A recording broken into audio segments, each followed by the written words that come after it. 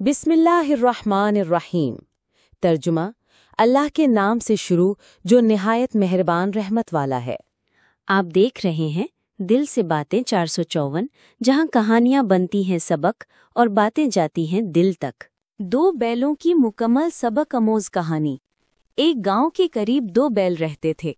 दोनों हमेशा मिलजुल कर खेतों में काम करते, एक दूसरे का साथ देते और दुश्मन जानवरों को अपने करीब न आने देते। इनकी दोस्ती और इत्तेहाद देखकर सब मुतासिर होते। एक दिन मामूली बात पर इनके दरमियान इख्तिलाफ हो गया। पहले बात छोटी थी, मगर आहिस्ता आहिस्ता दोनों जिद्दी हो गए और एक दूसरे से अलग हो गए। अब वो अकेले अकेले खाने लगे, खेलने लगे और बातचीत बंद कर दी। एक दिन जंगल का शेर आया।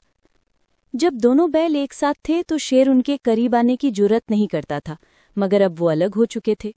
शेर ने पहले एक बैल को शिकार बनाया और फिर दूसरे को। इस तरह दोनों अपनी जिद और इख्तिलाफ की वजह से मारे गए। सबक: इत्तेहाद में बरकत है और इख्तिलाफ हमेशा नुकसान देता है।